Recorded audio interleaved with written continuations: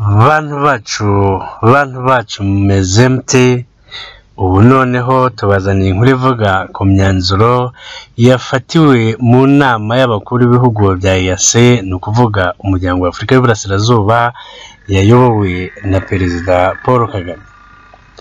Abakuru b'ibihugu bigize umuryango wa Afurika y'Iburasirazuba EAC none kuwa kabiri tariki ya 12 Gicurasi 2020 bemeje ko abashoferi batwara amakamyo yambukiranya imipaka bajya bapimwa corona mbere y'uko bahaguruka, kandi bigakorwa buri byumweru bibiri.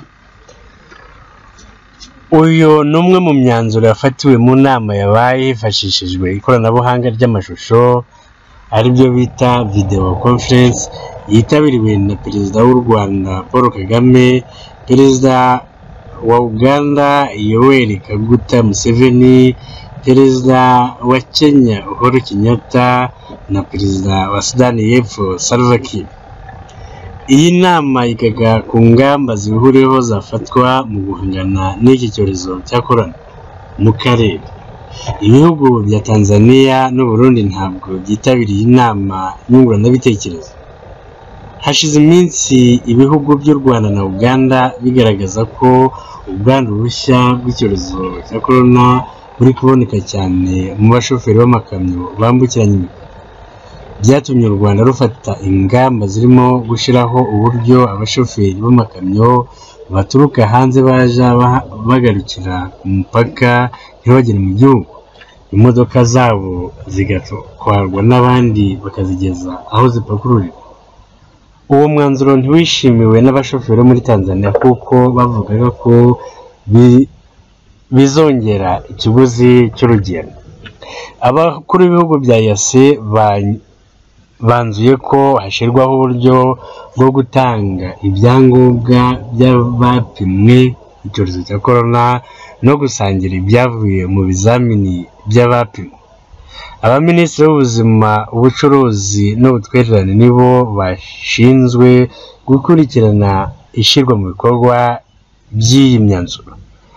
Basabwe gushyiraho uburyo bwo gupima no guha ibyangombwa abashoferi b'amakamyo nyuma yo kubapima mbere y'uko bakora ingendo bavuye mu bihugu byabo, no kujya bapimwa buri byumweru bibiri, kandi raporo igahabwa abakuru b'ibihugu.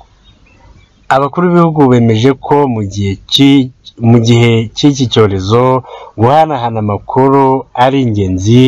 Basaba abaminisitiri babishinzwe gushyiraho uburyo bw'ikoranabuhanga buhoraho bwo kugenzura abashoferi b'amakamyo n'ababaherekeza, ku buryo ubwo buryo butangira gukoreshwa n'ibihugu binyamuryango. Bagaragaje ko inzego z'ingenzi zifashe ubukungu bw'igihugu mu karere ziri kugenda gahoro kubera icyorezo cya corona.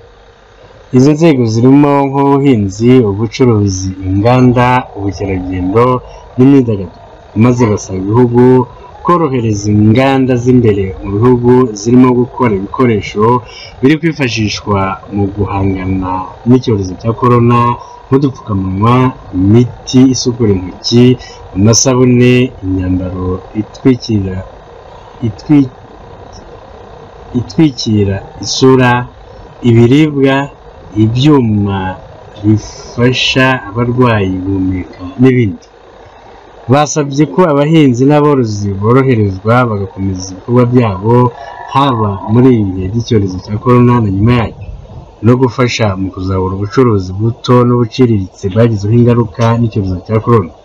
Hashyirwaho uburyo bwo kubona amikoro. Aba bakuru b'ibihugu bishimiye ibiri gukorwa mu guhangana n'icyorezo cya corona mu karere, biyemeza gukomeza kubishyigikira. Kugeza kuri uyu wa kabiri, abantu bamaze kwandura icyorezo cya corona muri Uganda ni 122, u Rwanda 285, Sudani y'Epfo 157, naho Kenya ni 700. Ngayo nguko imihihibikano irakomeje. Ese iki cyorezo kizakomeza, kizahagarara, kizasiga akarere n'isi muri rusange bihagaze bite? Biragoye kubisobanura muri aka kanya. gusa uko bigaragara isi yarakubititse n'akarere by'umwihariko naho Imana twe ntacyo twakongeraho nta n'icyo twahinduraho, gusa turabasaba gukomeza kudushyigikira mukanda ijambo subscribe, mukaba mudushyigikiye binatuma mubona video zacu zigisohoka. Naho ubutaha, bye bye.